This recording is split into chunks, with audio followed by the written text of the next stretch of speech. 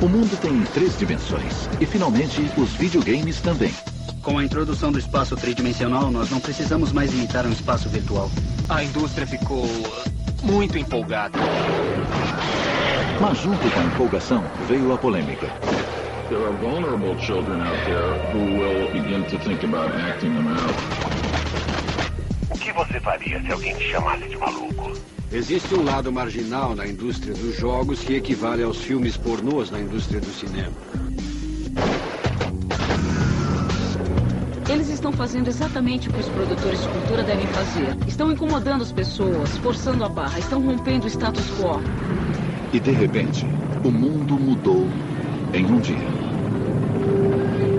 O mercado de jogos militares, em vez de cair depois do 11 de setembro, começou a crescer muito. A questão não são os games, é o recrutamento. Isso faz parte do mundo em que vivemos.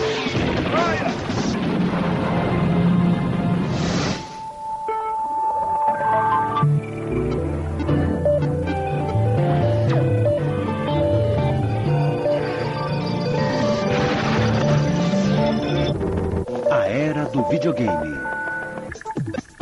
Nas últimas décadas, o videogame entrou em um novo domínio com toda a força. A terceira dimensão.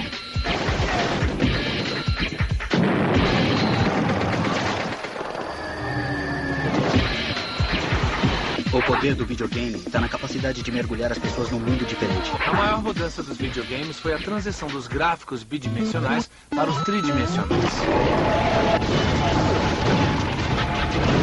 Eu acho que o objetivo final que todos queremos ver é o holodeck de Jornada nas Estrelas, onde é possível construir um ambiente completo. Você mergulha de verdade naquilo. Mas antes de os jogadores terem chance de mergulhar nestes mundos tridimensionais, tiveram de sobreviver aos anos 80.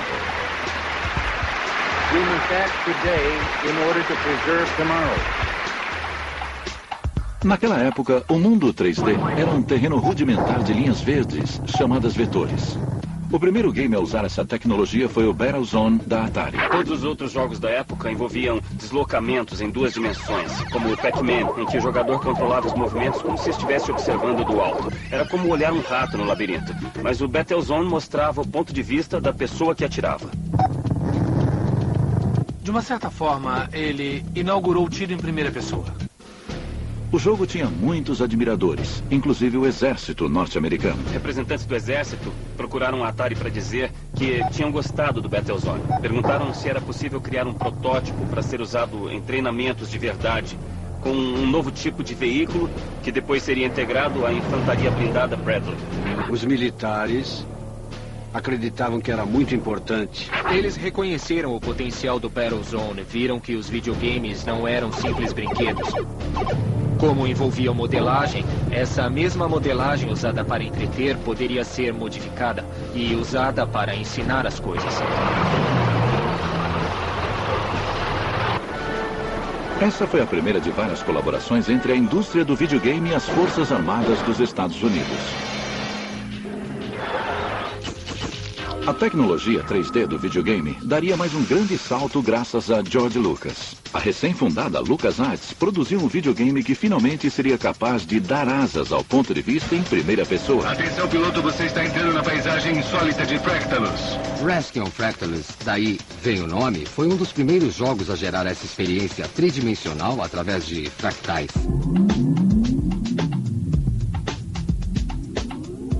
Fractal é um algoritmo recursivo, uma equação matemática encontrada na natureza. Foi uma maneira de dar a ilusão de profundidade a figuras simples. Explore todos os vales, colinas e canyons à procura de espaços estreitos para pilotar e teste a sua capacidade em curvas perigosas. Os fractais foram revolucionários. Mas não fosse a habilidade de Lucas em prever as tendências do entretenimento, Rescue on Fractalus poderia ter sido um game muito diferente de se jogar. Quando mostramos pela primeira vez a George Lucas, ele jogou um pouco, testou e disse, bom, por que não tem botão de tiro? É uma opção de estilo ou é uma opção filosófica? Eu respondi que não era estilo, era filosófica. Eu queria mesmo, era um game sem violência que não tivesse tiros. Ele disse, não, quero com tiro.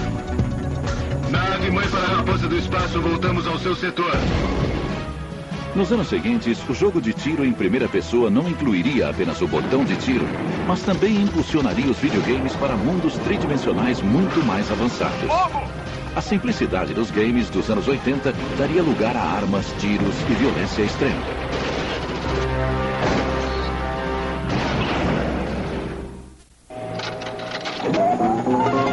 Apesar de os fractais e gráficos vetoriais não serem capazes de concretizar todos os desejos dos designers de jogo, o videogame 3D daria um salto gigante na década de 90, graças a um microcomputador.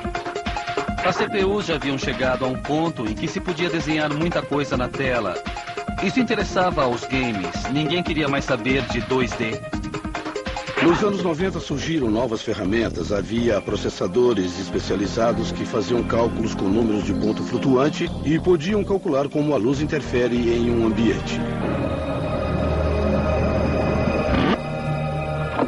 Isso permitiu que o resto da indústria tirasse proveito do novo poder dos micros e pensasse em criar jogos mais maduros que proporcionavam experiências mais adultas.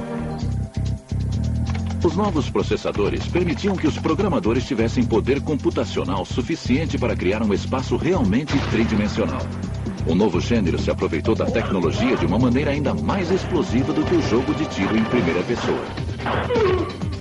Nos jogos de tiro em primeira pessoa, você é o personagem. Você enxerga com os olhos do personagem. A mudança do ponto de vista em terceira pessoa para o ponto de vista em primeira pessoa deu aos jogos o poder de colocar o jogador na pele do personagem, e aquilo foi uma experiência nova para mim. De repente você estava dentro do jogo, estavam atirando e você atiravam. Isso mudava a sensação do jogo. Ele ficava assustador.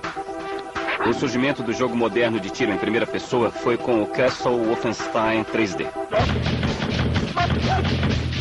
Não existe nada mais divertido do que atirar em nazistas com uma pistola. Talvez exista, mas é divertido. As mentes dinâmicas por trás das balas mais sangrentas e rápidas da época foram John Romero e John Carmack. Dois fãs de jogos muito parecidos que se conheceram na Soft Disc em Louisiana. Esses caras se conheceram no trabalho e descobriram que tinham no videogame um interesse em comum, principalmente o John Romero, que era extrovertido, engraçado e impetuoso. Já o John Carmack era um pouco mais introvertido. O que o Carmack conseguiu fazer foi trazer velocidade ao jogo, junto com gráficos de alta qualidade. Os movimentos eram tão rápidos que o game era diferente de todos os outros. Não deu para fazer tudo o que queríamos com os gráficos de Wolfenstein, porque os recursos eram limitados. Então sacrificamos o visual em prol da velocidade. Mas o Wolfenstein 3D foi pioneiro em um novo estilo de jogo. E as deficiências no visual eram compensadas pela trilha musical. O game causou uma certa polêmica na Alemanha na época, porque os símbolos do Terceiro Reich haviam sido banidos na Alemanha Ocidental. Além disso, o jogo foi proibido porque usava um tema que era praticamente um hino nazista. A gente acabou entrando na lista negra da Alemanha. Eles não podiam mostrar símbolos nazistas, águia de ferro e esse tipo de coisa. Tudo isso é proibido no país. Eles não queriam mostrar violência e incitar tumultos. Castle Wolfenstein 3D foi tão polêmico quanto popular. Mas não demorou muito para os criadores lançarem um título ainda mais sangrento e extremo: Doom.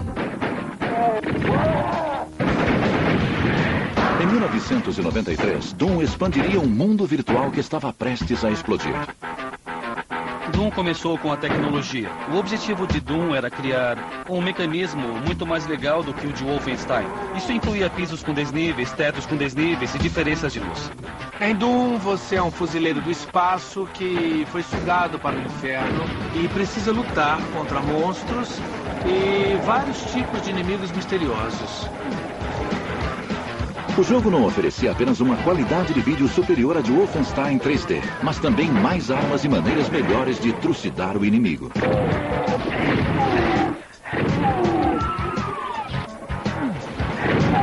Se você destrói alguém e ele cai, é meio sem graça. Mas se ele explode em pedacinhos que saem voando, é mais legal. Desde que não sejam muitos pedacinhos, eu acho. Eles inventaram games que queriam jogar mas não sabiam direito que tipo de jogo era esse, porque ainda não havia sido inventado. Mas eles sabiam que queriam uma coisa diferente de Mario.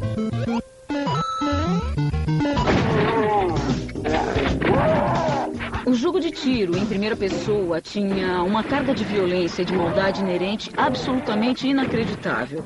Isso era uma catarse para a molecada. O jogo mexia com eles da mesma forma que o rock havia mexido com seus pais e permitia que eles expressassem coisas que não eram capazes de expressar sozinhos, mas que sentiam. Os adolescentes dos anos 90 se envolveram de corpo e alma com este novo gênero sombrio e gastavam quase tanto dinheiro nos videogames quanto no cinema.